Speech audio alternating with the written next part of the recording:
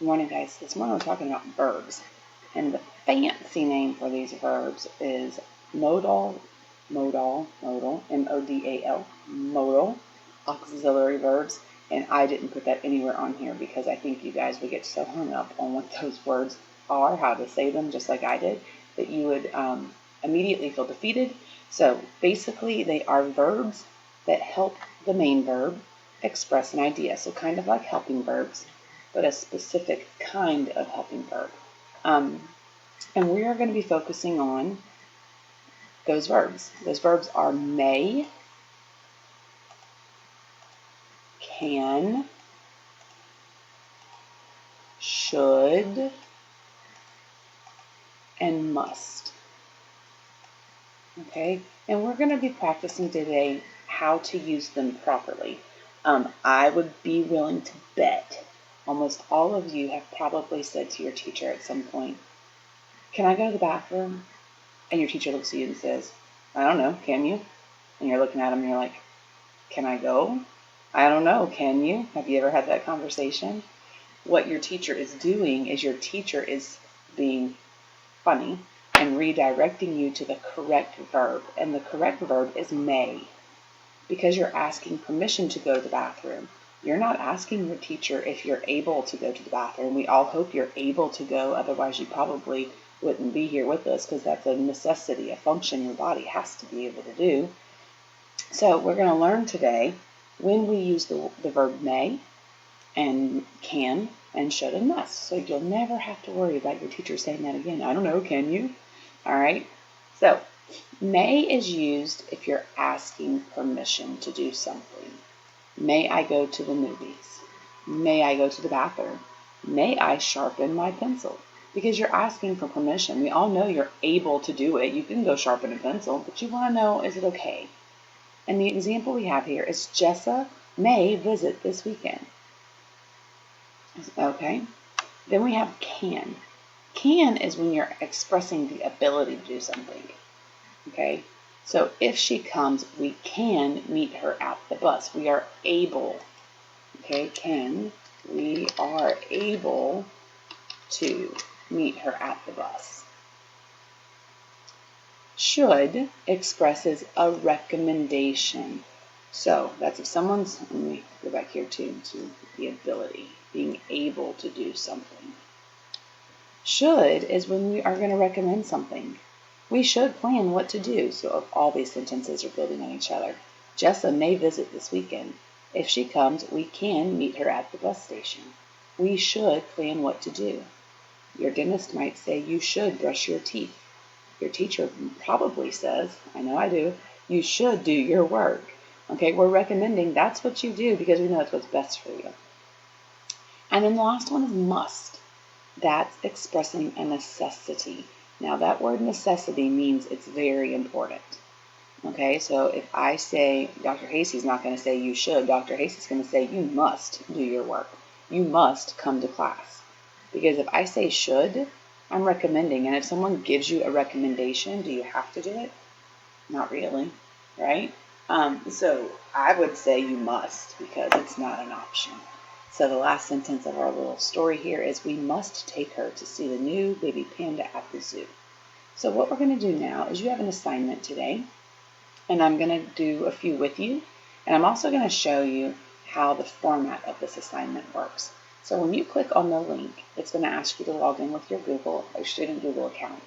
And this is what it's going to look like. This is kind of like slides, except you'll notice over here on the side, there's no slides. It's just the one you're looking at.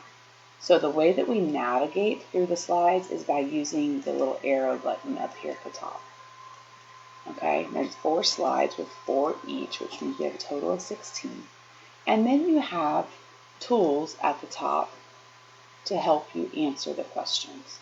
So it says highlight the correct answer. Here's your highlight button. You can choose thin, medium, thick. I'm going to do thick.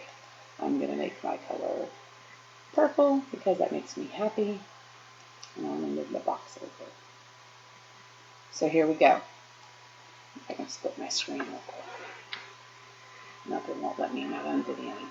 Okay, So it says select the modal auxiliary verb that best completes the sentence, those fancy schmancy words.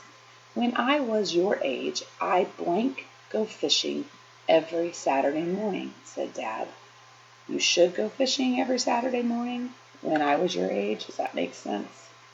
May, might, or would. And we didn't discuss would or might in ours, but would go fishing every Saturday morning. If he says he's going every Saturday, that would help us to understand he would go, not might. Might means he doesn't go every Saturday. Right, number 2. My uncle is a dentist, and he said I blank floss my teeth at least once a day. That's right, guys, I should floss my teeth. It's recommending. Your grandpa has collected baseball cards since he was 8 years old. He blank have an amazing collection. Your grandpa, so he has collected baseball cards since he was 8. So he must have an amazing collection. He would have an amazing collection. He can have an amazing collection. He might. Yeah, if he's been a grandpa since 8, gosh, he must have. If I worked at the ice cream parlor, I'd blank have a free double-decker waffle cone nearly every day. So this is if I, so we know they don't. They're saying if I did. I shall have, should have, must have, could have a free double-decker waffle cone nearly every day.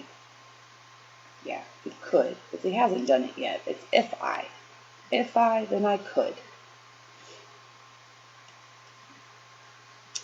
When Grandpa was alive, he blank bring a donut topped with sprinkles to me every Saturday morning. Here we go again. When he was alive, so we know he did it, and it was every Saturday. So we know that he would, as it says he did. You create such beautiful and delicious cupcakes and cakes. You blank open a bakery. Okay, my point of view is that your cupcakes are delicious and beautiful, so I am recommending you open a bakery. Your candlelit table is ready. I blank seat you now. The restaurant has the host told the couple. So this is the lady at the restaurant who waits for you when you walk in and says, okay, now your table's ready. I blank seat you now. I should seat you now? No, because she's going to, right? I might seat you. If she might seat me, I'm leaving. I shall seat you, or I must seat you. We haven't talked much about shall, but must is a necessity. Dr. Hasty is a little confused. Dr. Hasty says shall seat you now. Let's look real quick. Let's do just a real quick Google. When do you use the verb shall?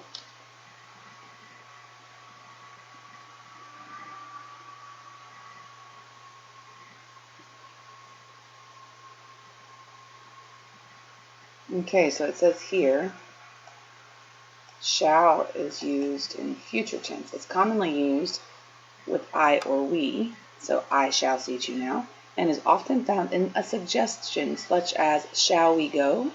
It's also frequently used in promises or voluntary actions. So I am sticking with my choice that I shall seat you now. Because it's not a necessity. I mean, they want to eat, but she's saying, I'd like to seat you now. I shall do it now. I promise that she blank return your call as soon as she gets home, said Erica's dad. So he's making a promise that she'll return the phone call. I promise that she should return your call, would return your call, might return your call, will return your call. Yeah, if it's a promise, then she will.